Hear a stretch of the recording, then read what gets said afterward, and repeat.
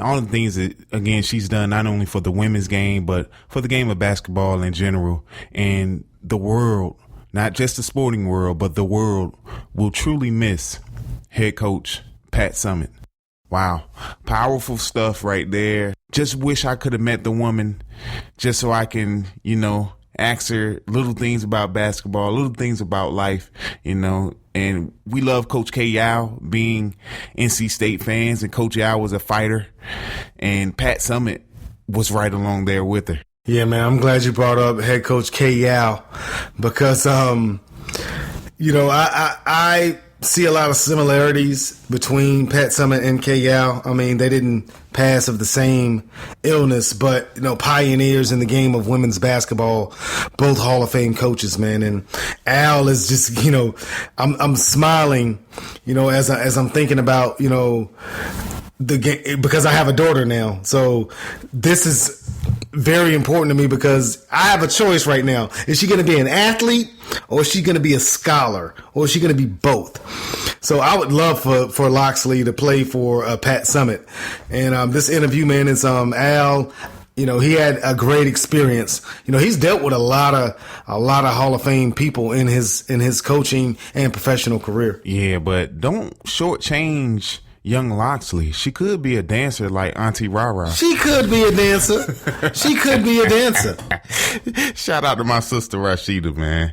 We love you. Yeah, she's doing her thing down there in Atlanta, Georgia.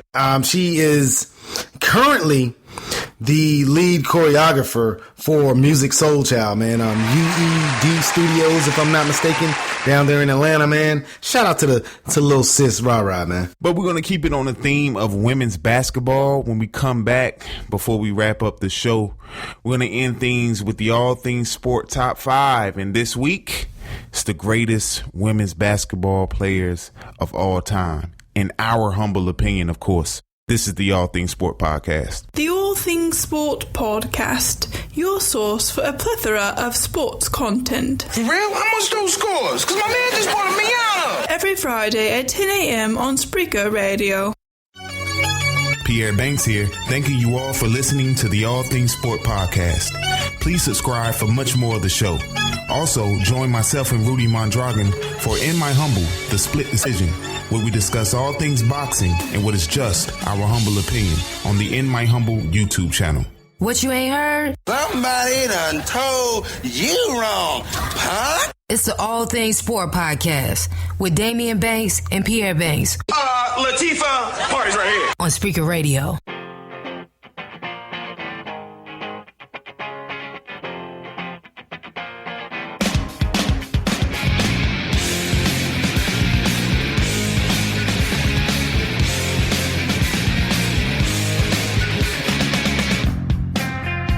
Welcome back to the All Things Sport Podcast. I'm Daimeon. He's Pierre. You are listening to Podcast Brilliance.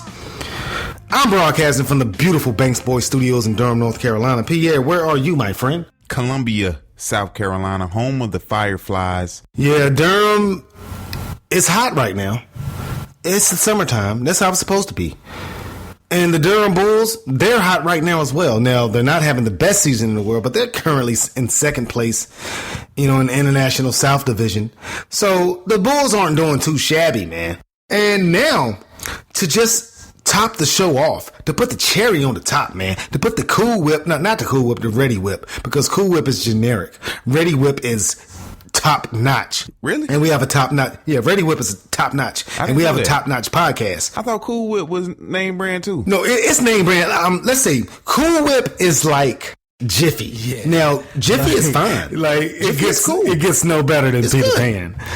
But Ready Whip is like Peter Pan. I don't eat the whipped. I thought the name of it was Cool Whip. What's the actual name of the substance? I don't know. But listen, I don't eat it. I didn't really eat Cool Whip that much when I was a kid, but you eat it sometimes, man. But this is a couple years ago, man. My brother John Banks Jr., he brought over some sweet potato pies on Thanksgiving, and he brought Cool Whip with it. I'm like, what is this Cool Whip for? He was like, well, you put it on top of the pie. Revelation. Did not know that. Did not know that it was so damn delicious. Revelation. I have to try it. I'm also not a fan of sweet potato pie or watermelon. You a lot. You not. Yeah, okay. Or, all right. I'm serious. I'm dead serious. And people look at me like I'm crazy. Everybody who does, you're racist. I don't have to like watermelon and sweet potato pie because I'm African American. I'm your brother, man. I know you like sweet potato pie. I don't though. I don't eat sweet potato pie. I like coconut cake though. Yeah, you're not black. See what I'm saying? If you look at me sideways when I tell you I don't like watermelon or sweet potato pie, you're racist. I don't love you anymore. Don't come to my hood. If you don't like sweet potato pie or watermelon, don't come to my hood. You are no longer welcome in Birchwood Heights, aka TK3. You are no longer welcome, sir. Let's get off of me and get into the all things sport. Oh, you turning into Los B. Hey, you turning into Los B. Let's get off of me. Let's get into it, man. Yes, sir. The all things sport. Top 5. The All Things Sports Top 5 for this week is, in our humble, the top 5 women's basketball players, dare I say it, of all time. Who wants to start? Who wants to start? Daimeon, I'll go ahead and start. Number 5. I'm going with the former UConn great, current Phoenix Mercury great, and all-around destroyer in the international game, Miss Diana Taurasi.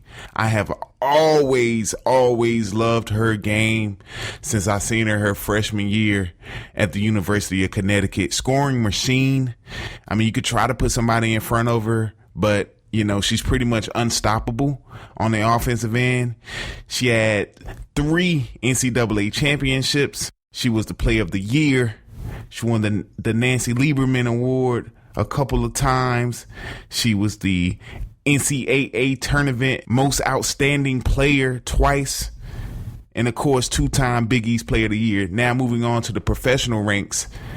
In the WNBA, 3-time champion, 2-time finals MVP, 5-time WNBA scoring champion. I mean, the list goes on and on for the accolades of Miss Taurasi. But number 5 on my list, Diana Taurasi. Wow. Now I'm going to keep mine short because we did discuss this, that we were going to keep it short before we went on. But obviously, since you stopped eating sweet potato pie, I don't know who you are anymore. So my number 5, I'm going with a UConn Husky as well. I'm going with Maya Moore, who I think is the best player in UConn history. Even though she didn't win as many NCAA championships as Diana Taurasi, Maya Moore only won 2. But Maya Moore was a 4-time All-American, 2-time Naismith National Player of the Year. Both her sophomore and junior season, UConn went 39-0. Those were her 2 national championships. And she just had a better all-around game than Diana Taurasi. Diana Taurasi is nice, but she's not Maya Moore. So my number 5 player, I'm going with the young buck, Maya Moore. They play against each other now, and Taurasi always gets the better of her. What are you? Negative. What are you talking about? The opposite of positive. Negative. And Maya Moore is fine as wine and 1 plus more than a dime. She's all right. You know what I'm saying? But basketball-wise, I'm going Taurasi. Okay. Number 4. I'm going to a woman that made the WNBA famous, Miss Cynthia Cooper. As we knew her back in her heyday and now known as Cynthia Cooper Dyke, was a pretty much all-around exceptional player from her days at USC, where she enjoyed a heck of a career there, took the team to a couple national championship games back in 83 and 84, and then from there went on to an outstanding international career with Team USA, and then she brought the WNBA into the forefront with the Houston Comets, bringing them the first 4 WNBA titles. Just an unbelievable player. She was a 2-time WNBA MVP, 3-time All-Star, again, 4-time champion with 4 finals MVP. So Cynthia Cooper, number 4 on my list. Wow. I have Cynthia Cooper on my list as well, Pierre, but I gave her a little bit more respect than you did. I put some respect on her name. I can't believe you had her number 4. And I can respect that. That's fine. My number 4 is Shamika Holdsclaw. Shamika Holdsclaw from the University of Tennessee. Since we interviewed Pat Summitt, since we talked about Pat Summitt and interviewed Al Daniel, it's only right, man. I was in college when Shamika Holdsclaw was in college, and Shorty could play. Shorty had game, man. 20-point per game score at UT. 3-time national championship, 3 in a row. 2-time National Player of the Year. People forget about her. People forget how great she was in college because when she got to the WNBA, she wasn't as good. But Shamika Holdsclaw could hoop. She could be on my... If we were picking at the turnkey court, and I would pick Shamika Holdsclaw because she could play.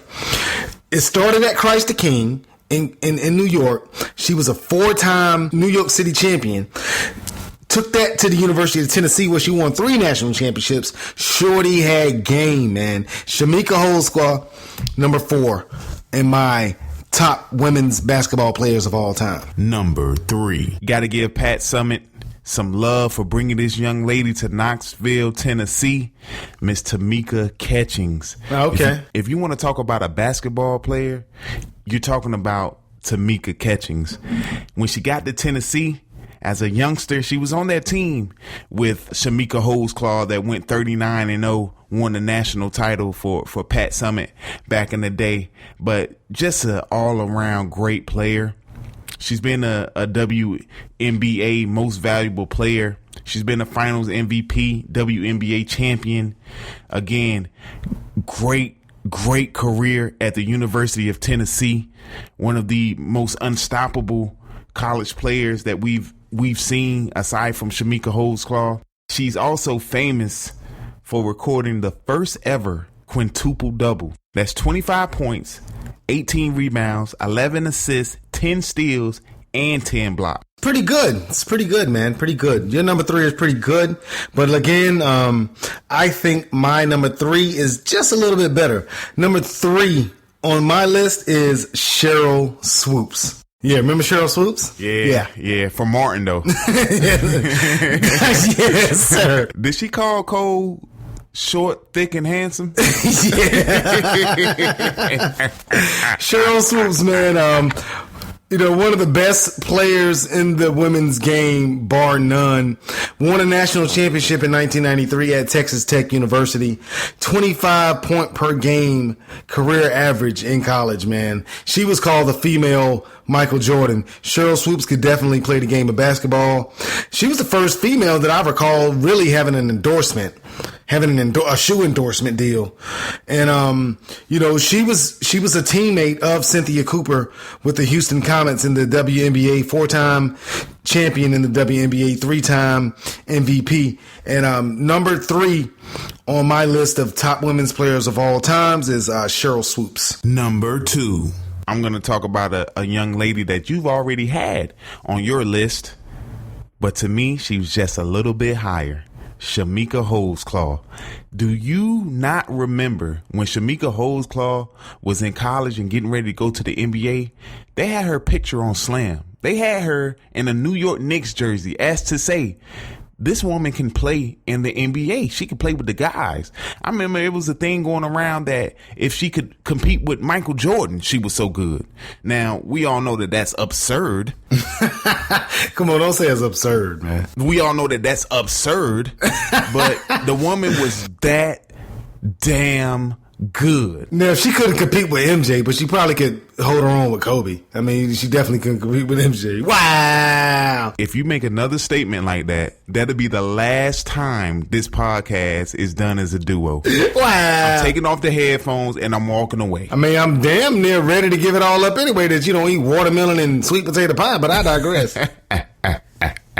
Shamika Holdsclaw, number 2 on my list. Again, went to Christ the King High School, one of the most sought after high school players in the history of women's basketball. Did her thing at the University of Tennessee, almost won 4 national championships, was a part of the team that was the first to win 3 back-to-back-to-back in women's college basketball. And if it wasn't for a poor shooting performance her senior year, would have probably won a 4th national title. She's number 2 on my list this week. Yeah, you had her up pretty high, and I wanted to have her up higher, but it's so many great women's players, man.